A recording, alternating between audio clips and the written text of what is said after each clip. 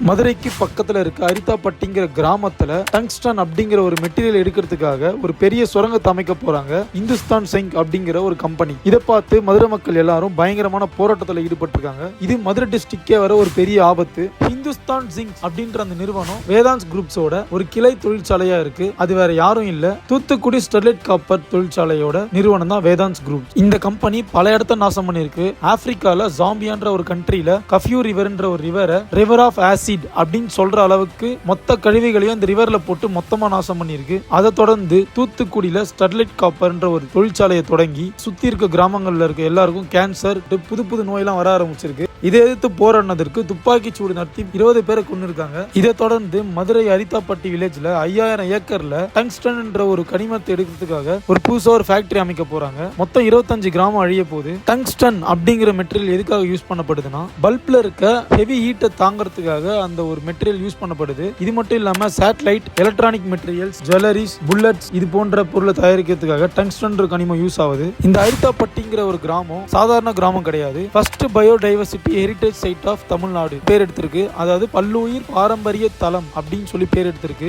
ஏன்னா அங்க பல வகையான உயிர்கள் இருக்கு. அது மட்டும் இல்லாம சிற்பங்கள் சொல்லிட்டு தமிழ் கல்ச்சரை சார்ந்து வழிபாட்டு தலங்கள்னு சொல்லி நிறைய இருக்கு அந்த இடத்துல. இந்த சுத்தி இருக்க 25 கிராமத்தையும் பாதுகாக்கணும்னு சொல்லிட்டு மொத்த மதுரை மக்களும் போராட தொடங்கி இருக்காங்க. மதுரை எம்பி சு வெங்கடேசன் அவர்கள் சென்ட்ரல் கவர்மெண்ட் கிட்ட போயிட்டு கோரிக்கை வச்சிருக்காரு இதை ரத்து பண்ண சொல்லி. ஒட்டுமொத்த மதுரை மக்களோட கோரிக்கையும் இதுதான். மிகப்பெரிய அளவுல கனிம வள சூறையாடல் அப்படின்ற ஒரு விஷயத்தை ரொம்ப சிறப்பா இந்த நியூஸை எல்லாருக்கும் ஷேர் பண்ணுங்க. உங்களோட ஒப்பீனியனை கமெண்ட்ல சொல்லுங்க.